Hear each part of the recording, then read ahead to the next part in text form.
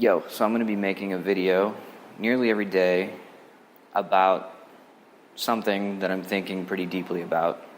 If you're a friend of mine, you know that I'm usually tossing around a lot of heavy concepts and playing with life as best I'm able to, and trying to make things a little more enjoyable for myself and for the people around me. I just finished up Viktor Frankl's Man's Search for Meaning. It's definitely a popular book, and it struck me super hard. I've had it for a while, and I'd been putting off reading it for some reason, and this seemed like an opportune time. Right now I'm in beautiful Phuket, Thailand, and I've been here for about a month or so. No, over a month. And it's easy to lose track of time and days here. And I've really enjoyed taking the time off from my normal schedule and my normal life to be here and recalibrate. So this was a perfect time to get this book in my system. It's a little intense because if you don't know anything about it, Viktor Frankl was a Holocaust survivor, and he had the unique distinction of going through that terrible experience from the perspective of a psychoanalytic therapist or a psychotherapist. He just blew my mind with the whole story is just incredible. The Holocaust bits are really intense, and it's hard for me to recommend the book to people, even because I know I'm causing them a great deal of discomfort up front, but the payoff is there. And I think, he included his manuscript, or whatever you want to call it, at the end. He went on to develop logotherapy, which is super incredible, and you can look that up in your own time if you're curious about it, or just read this book. I think everybody could benefit from reading this book.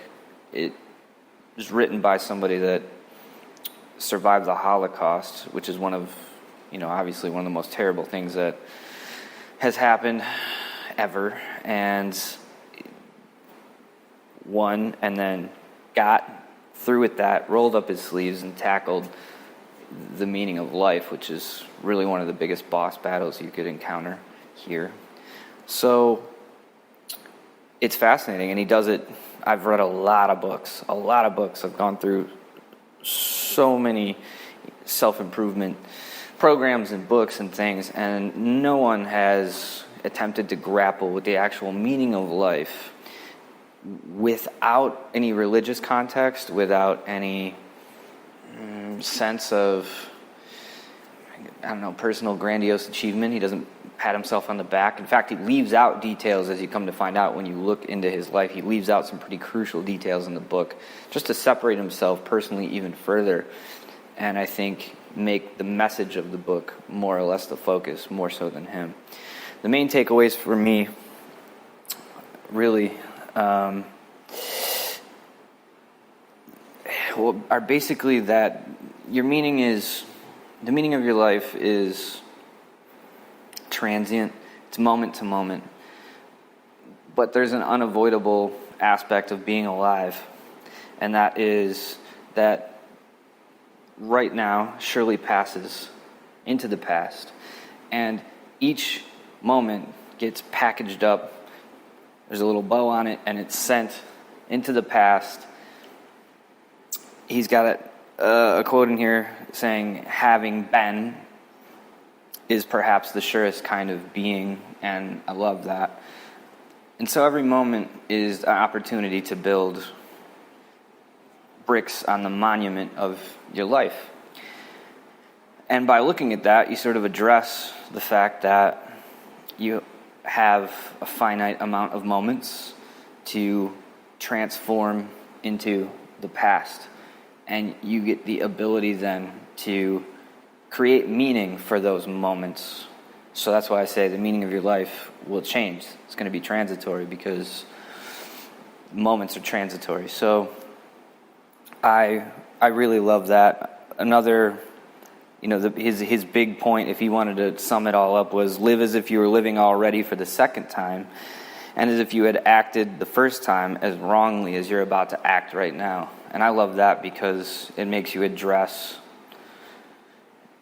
how important it is to consider the fact that you will die one day, the fact that this will end, and to put the power back in your chest, back in your mind, your heart, and your movements, puts the ball in your court, and gives you a lot of freedom.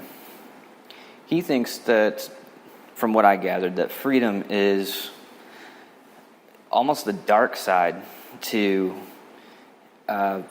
finding meaning and understanding that, how powerful all that meaning, the fact that you can create the meaning, the freedom that comes with that. Not the dark side, that's heavy, but maybe that the more constructive side of that is that you have a great deal of responsibility for your moments. And he joked that they should build on the West Coast, instead of the Statue of Liberty on the East Coast, the Statue of Responsibility on the West Coast. And he's not wrong. People, I think, these days are medicating in so many different ways, albeit literally or with information or otherwise, in order to avoid the responsibility of handling their moments. It's a lot of weight when you sit there and you think about it. When you're just bone sober, got nothing to do all day long, if you find yourself in that position, it's almost uncomfortable because there's so much you can do. You are so accountable. And a lot of people, are crushed under the weight of that because they don't know how to put it in perspective. And I think this book helps put that in perspective. I think it's a good slap in the face to, check yourself. Have you ever really tested yourself? Have you ever really been tested? Have you ever really, and if you have, did you create meaning out of your suffering? Or did you collapse? And if you did, then why? And so meaning changes, depending on what it is. And I also highlighted here that people have enough to live by, but nothing to live for. And they have the means, but no meaning. And that is that just spells what's going on here to a T. I see it all around. And, even for me, there's a reason why I'm attracted to all this, So for me personally, I considered my output as literal building blocks to the monument of me having existed. So for me, the new distinction that I want to carry forward is having more output, and this is the beginning of that. To be able to share my thoughts and hopefully encourage some really awesome conversations and give my friends and my family something to think about or to consider, to talk to me about or talk to each other about. But output is important because I can sit here and I can think about all these things all day long, but if I don't share them, who am I really helping? So that's why I'm doing this. That's the distinction for this. So I'm going to try to do these nearly every day. Back of reading Man's Search for Meaning, I was reading an interview with one of my favorite artists. It's a musician who recently came out as being transgender, and I didn't know that. This was a new thing. It was quite interesting. And the topic of transhumanism popped up, and so transhumanism, if you don't know, is basically like a philosophical or set of philosophical tenets that keep an eye on or are building a legacy towards mankind's inevitable progression or evolution alongside technology.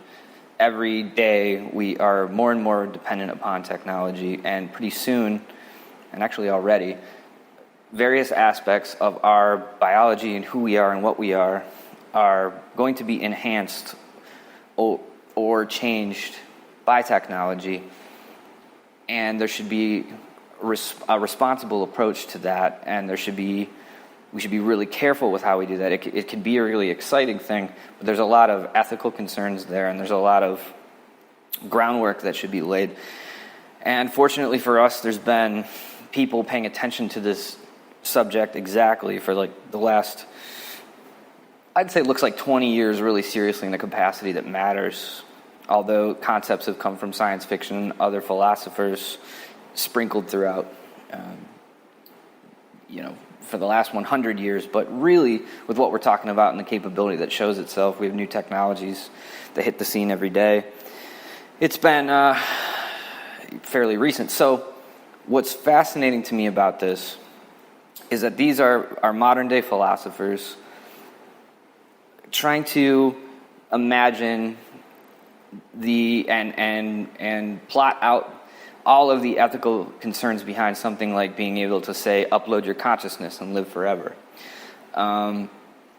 Or being able to upgrade your consciousness and your intellectual capabilities so that you are smarter, so you're faster, so your memory works better.